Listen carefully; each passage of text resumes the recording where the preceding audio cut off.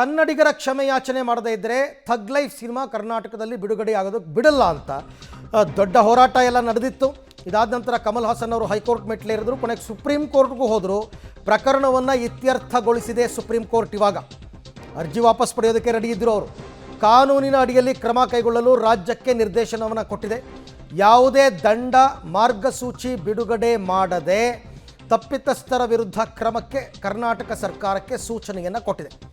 ಕಮಲ್ ಹಾಸನ್ ನಟನೆಯ ಥಗ್ life cinema ವಿವಾದಕ್ಕೆ ಸಂಬಂಧಪಟ್ಟಂತೆ ಪ್ರಕರಣವನ್ನು ಸುಪ್ರೀಂ ಕೋರ್ಟ್ ಇತ್ಯರ್ಥಗೊಳಿಸಿದೆ. ನೀವು ಯಾವುದೇ ದಂಡ ಹಾಕೋಂಗಿಲ್ಲ, ಏನೂ ಮಾಡೋಂಗಿಲ್ಲ. ಬಟ್ ಯಾರು ಇದಕ್ಕೆ ಅದೇ ಹೇಳಿದ್ರಲ್ಲ, ಥಿಯೇಟ್ರಿಗೆ ಬೆಂಕಿ ಹಚ್ತೀವಿ ಹಾಗೆ ಹೀಗೆ ಅಂತೆಲ್ಲ ಕೊಟ್ಟಿದ್ರಲ್ಲ ಸ್ಟೇಟ್ಮೆಂಟು, ಅಂಥವರ ವಿರುದ್ಧ ಕ್ರಮ ತಗೊಳ್ಳಿ ಅಂತ ಹೇಳಿ ಪ್ರಕರಣವನ್ನು ಇತ್ಯರ್ಥ ಮಾಡಿದ್ದಾರೆ. ಈ ಬಗ್ಗೆ ಮತ್ತಷ್ಟು ಅಪ್ಡೇಟ್ಸ್ ನನ್ನ ಕೊಲೀಗ ಶಬೀರ್ ಅವರಿಂದ ಪಡ್ಕೊಂಡ. ಶಬೀರ್, ಒಂದು ಹಂತದಲ್ಲಿ ಕಮಲ್ ಹಾಸನ್ ಅವರು ಸುಪ್ರೀಂ ಕೋರ್ಟ್ಗೆ ಸಲ್ಲಿಸಿದ್ದ ಅರ್ಜಿಯನ್ನೇ ವಾಪಸ್ ಪಡೆಯೋದಕ್ಕೆ ಹೊರಟಿದ್ರು. ಆದರೆ ಈಗ ಕೋರ್ಟ್ ಅದನ್ನು ಇತ್ಯರ್ಥಪಡಿಸಿದೆ. ಏನೆಲ್ಲ ಡೈರೆಕ್ಷನ್ಸ್ ಕೊಟ್ಟಿದೆ ರಾಜ್ಯ ಸರ್ಕಾರಕ್ಕೆ ಅಂತ?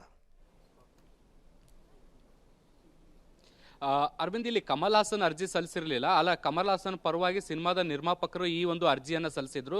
ಸುಪ್ರೀಂ ಕೋರ್ಟ್ಗೆ ಅರ್ಜಿ ಬಂದ ತಕ್ಷಣ ಹೈಕೋರ್ಟಲ್ಲಿ ಇದ್ದಂಥ ಅರ್ಜಿಯನ್ನು ಕೂಡ ಸುಪ್ರೀಂ ಕೋರ್ಟ್ ವರ್ಗಾವಣೆ ಮಾಡಿಕೊಂಡು ಈ ಒಂದು ಪ್ರಕರಣವನ್ನು ವಿಸ್ತೃತವಾಗಿ ವಿಚಾರಣೆಗೆ ನಡೆಸುವಂಥ ಕೆಲಸವನ್ನು ಕೂಡ ಮಾಡಿತ್ತು. ಈ ಹಿಂದೆ ನಡೆದಂಥ ವಿಚಾರಣೆಯಲ್ಲಿ ಕರ್ನಾಟಕದಲ್ಲಿ ಸಿನಿಮಾ ಬಿಡುಗಡೆಗೆ ಅವಕಾಶವನ್ನು ಮಾಡಿಕೊಡ್ಬೇಕು ಅಂತ ರಾಜ್ಯ ಸರ್ಕಾರಕ್ಕೆ ನಿರ್ದೇಶನವನ್ನು ಕೊಟ್ಟಿತ್ತು. ಇದರ ಜೊತೆಗೆ ಒಂದು ಅಫಿಡವಿಟ್ ಅನ್ನು ಕೂಡ ಸಲ್ಲಿಸಬೇಕು ಅನ್ನುವಂಥ ನಿಟ್ಟಿನಲ್ಲಿ ಸೂಚನೆಯನ್ನು ಕೊಟ್ಟಿತ್ತು. ಇವತ್ತು ಅದಕ್ಕೆ ಮುಂದುವರೆದ ವಿಚಾರಣೆ ಕೂಡ ನಡೆದಿತ್ತು. ಇವತ್ತು ರಾಜ್ಯ ಸರ್ಕಾರ ಒಂದು ಅಫಿಡವಿಟ್ ಅನ್ನು ಕೂಡ ಸುಪ್ರೀಂ ಕೋರ್ಟ್ಗೆ ಸಲ್ಲಿಸಿತ್ತು. ಈ ಅಫಿಡವಿಟ್ ನಲ್ಲಿ ಸಿನಿಮಾ ಬಿಡುಗಡೆಗೆ ಅಥವಾ ಸಿನಿಮಾ ನಿಷೇಧಕ್ಕೆ ನಾವು ನಿಷೇಧವನ್ನು ನಾವು ಹೇರಿಲ್ಲ.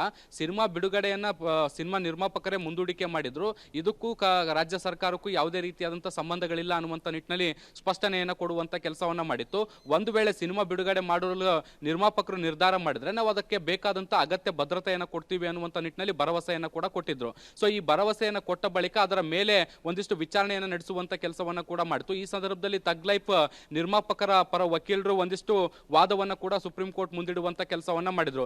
ಈ ಒಂದು ಘಟನೆಯಿಂದಾಗಿ ಸಿನಿಮಾ ನಿರ್ಮಾಪಕರಿಗೆ 30 ಕೋಟಿಯಷ್ಟು ನಷ್ಟ ಆಗಿರುವಂತದ್ದು. ಇದನ್ನ ಬರ್ಸ್ಕೊಡ್ಬೇಕು, ಈ ನಿಟ್ಟಿನಲ್ಲಿ ಒಂದಿಷ್ಟು ದಂಡವನ್ನ ವಿಧಿಸಬೇಕು ಅಂತ ಹೇಳಿತ್ತು. ಆದ್ರೆ ಇದು ಯಾವುದಕ್ಕೂ ಕೂಡ ಮಣೆ ಹಾಕದೆ ಈಗ ಸುಪ್ರೀಂ ಕೋರ್ಟ್ ಯಾರು ಈ ರೀತಿಯಾಗಿ ಧಮಕಿಗಳನ್ನ ಹಾಕ್ತಾರೆ, ಸಿನಿಮಾ ಮಂದಿರವನ್ನ ಸುಟ್ಟು ಹಾಕ್ತೀವಿ ಅಂತ ಹೇಳ್ತಾರೆ, ಅಥವಾ ಸಂಘಟನೆಗಳ ಮೂಲಕ ಏನು ಕಾನೂನು ಕೈಗೆತ್ತಿಕೊಳ್ಳುವಂತ ಕೆಲಸವನ್ನ ಮಾಡ್ತಾರೆ, ಅಂತವರ ವಿರುದ್ಧ ಕ್ರಮ ತೆಗೆದುಕೊಳ್ಬೇಕು ಅಂತ ಸೂಚನೆ ಕೊಟ್ಟಿದೆ. ಥ್ಯಾಂಕ್ ಯು ಶಬೀರ್, ತಮ್ಮೆಲ್ಲ ಮಾಹಿತಿಗಾಗಿ.